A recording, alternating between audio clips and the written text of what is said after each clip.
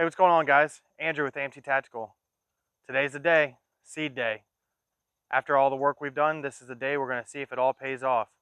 So before I get started, I'm going to do a quick mow, try to get the grass down to probably about 2.25 inches, just so when we overseed, the new seed has a chance to germinate and establish before we need to mow the existing turf.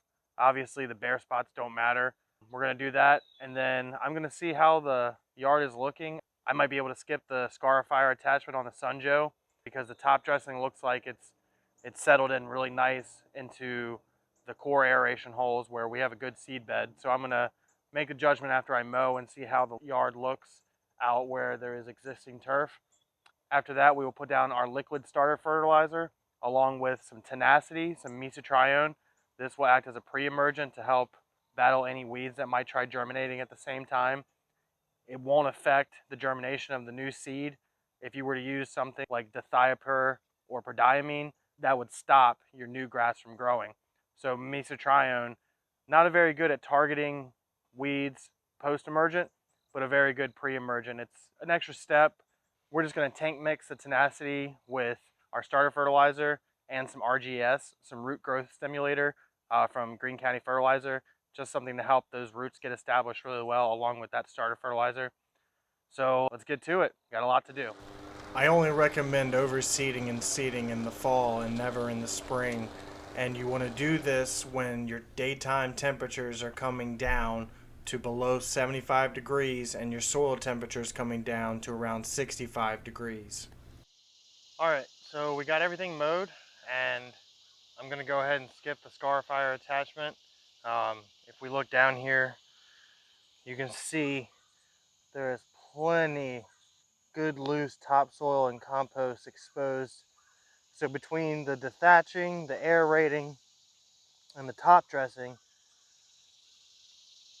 I'm gonna call it good. We can definitely get our seed down into the soil bed and have good seed to soil contact. There's plenty of exposed soil back here as well. So I'm gonna go ahead and seed it. I think we're good. All right, so let's go over what we got here. We got two 45-pound bags of the GCI Turf Cool Blue. This is the 85% turf type tall fescue and 15% Kentucky bluegrass. So if you look, there is 0% weed seeds and 0% other crop. That's what you want to look for in a good bag of seed. Make sure you're getting as much germination of grass and not weed as you can get. We also have Green Pop, which is the Green County starter fertilizer, 1621-2. That's going to be an application rate of 15 ounces per thousand. And then some RGS, which is going to give us some humic and sea kelp, and that's at a rate of 3 ounces per thousand. We also have some tenacity to help with some pre-emergence. We have the battery backpack sprayer, and then we have the Echo RB60 broadcast spreader. For the money, there's nothing else, in my opinion, that comes close to this. You get a deflector for your trim passes, and you get pneumatic wheels. So the Cool Blue rate is 6 to 8 pounds per thousand for overseeding, 3 to 6 pounds per thousand for overseeding into a nice yard, and 8 to 10 pounds per thousand if you're seeding into bare dirt. So obviously I'm going to have to do a little bit different. I'm going to start with the overseed rate and hit everything, and then come back and pretty much double up on the bare spot areas. We will then grab the lawn roller and we will come behind and roll all the seed into the yard, and then we will load up the sprayer with the starter fertilizer, the RGS and the tenacity, and start spraying it. Then we can spread the peat moss on the bare spots, and then we'll get our sprinklers going and get them timed to keep the seed moist, not wet, all throughout the day until we can see some germination. So a quick tip when it comes to seed bags or fertilizer bags or feed bags, if you didn't know this, if you look at the seam on the front, you'll see it's one stitched across the front, but on the back, you'll see a multiple thread stitch. So if you just remember that single stitch you see at the front, if you go to the right side of that single stitch and then cut off that end, that string will just peel right on out, and you're not trying to cut and worry about string falling down into your bag. So let me show you how this works. We got the single thread on the front. We're just going to go ahead and clip the right side off. And then if you grab those two strings, you just pull. So now you can see it just falling out. And there it goes. Boom.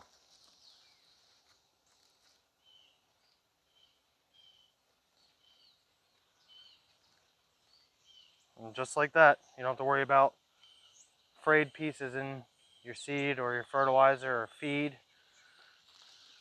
Now, pieces of the bag inside the bag, well, I can't help that.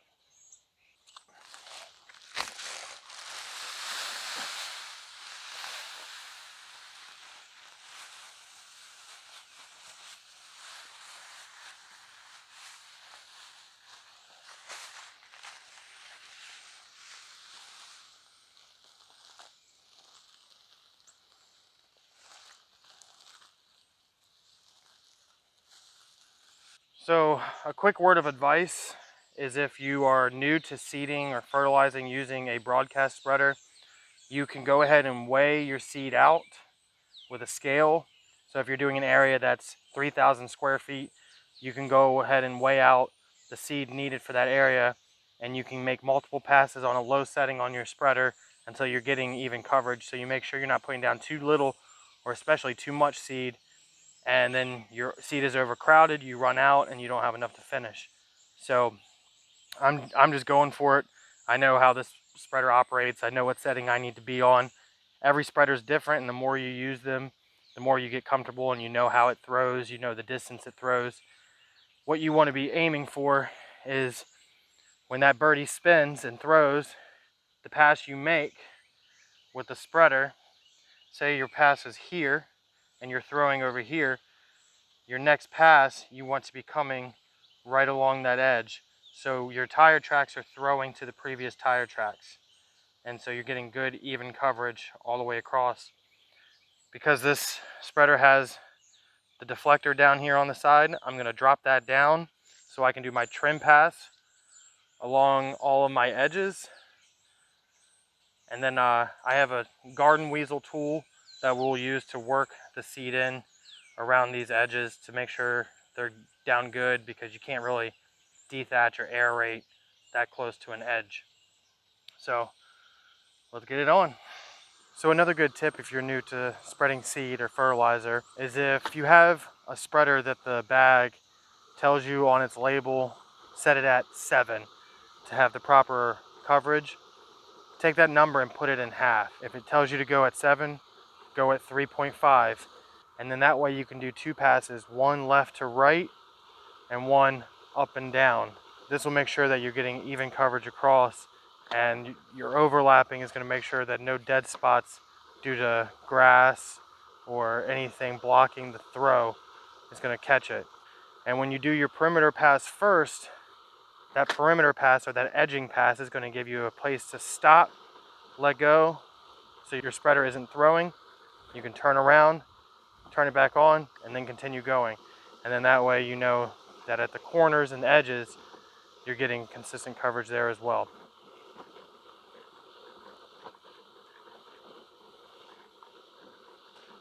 So we're going to take a quick look at about what 8 pounds per thousand looks like on bare soil. Now we are going to roll this in to get it pushed down into the top of the soil, and then we will cover it with peat moss. And the peat moss will give us 3 major benefits. Since peat moss can hold a lot of water, it'll help keep the soil moist so that the grass seed can germinate. It'll also protect the seed from birds that might come and try biting it and picking it up. It's a battle you will never win 100% of, but peat moss will help with that. The third thing is that peat moss will turn a dark brown when it's wet and then a light brown when it's dry. So you can gauge how much water your ground is going to need when it comes to keeping it moist for the seed to germinate. So I got a little bit more we need to put down over here, and then we can hit the back area behind the trees and then move to the front yard.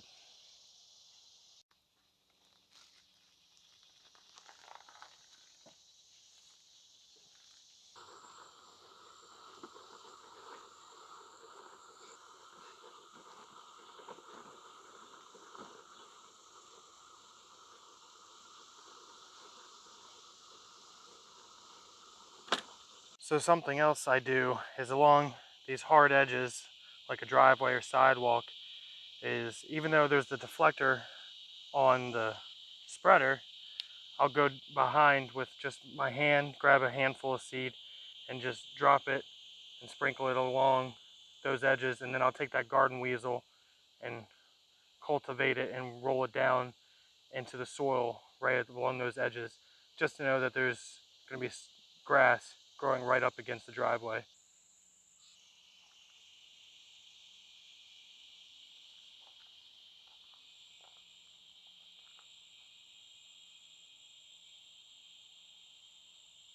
So this is the little weasel. These tines spin all together, and this is really good for going around your edges and making sure you can work that seed down into your soil. So I'm going to do this first, and then I'll go through and roll everything else, and then we can spray.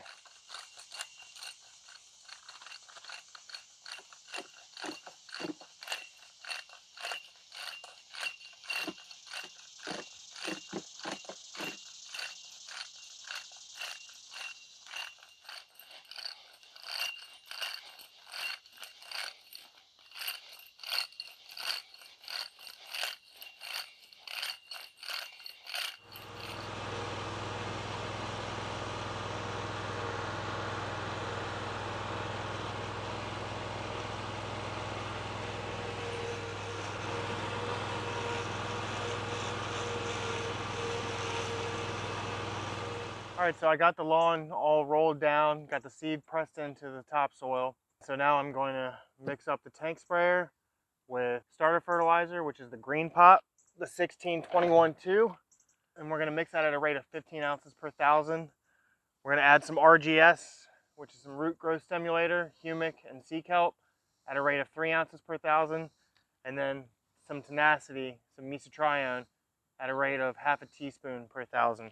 So we're not going to use a surfactant with the tenacity. We're just going to mix it and water it into the ground to act as a pre-emergent.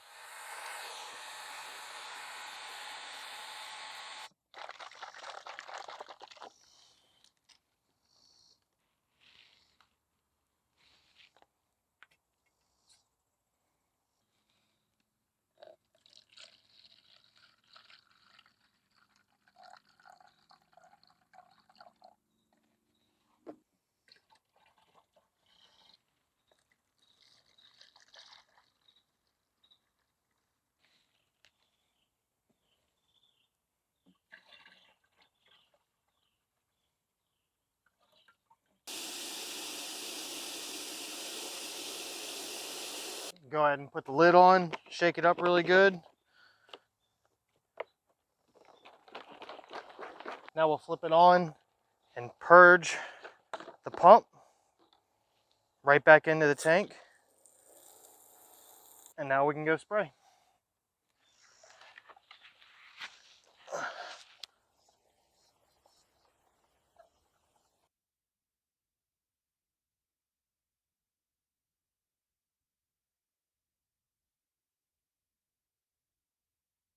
All right, so now the peat moss is done. I went through every bit of those 2 bales. I could have used a third, but I think I made it work. I think it looks pretty good. So like I said, it has this bright brown color to it that'll darken up when it's wet. And then when it dries back up, it'll turn this bright brown color again. So you know you need to water to keep that seed moist. But that's gonna do it. We'll go ahead and begin watering it. Last year I was doing every 3 hours for about 8, 9, 10 minutes, depending on the zone. This year I added a zone with 3 sprinklers, so we'll have to see how that changes things and play it by ear. Luckily enough, I'll be home tomorrow for Labor Day, so I can watch it all day long from sun up to sundown and see how it's going, how quick it's drying out, see how much water needs to get on it before it makes any puddles, just enough to keep it moist all over. And I will report back once we get some germination. I will refrain from mowing as long as I can, try to stay off the lawn as long as I can. Obviously, it's impossible having a almost 3-year-old, but we'll stay off the yard as much as possible. We'll hit it with another app of tenacity in 28 days.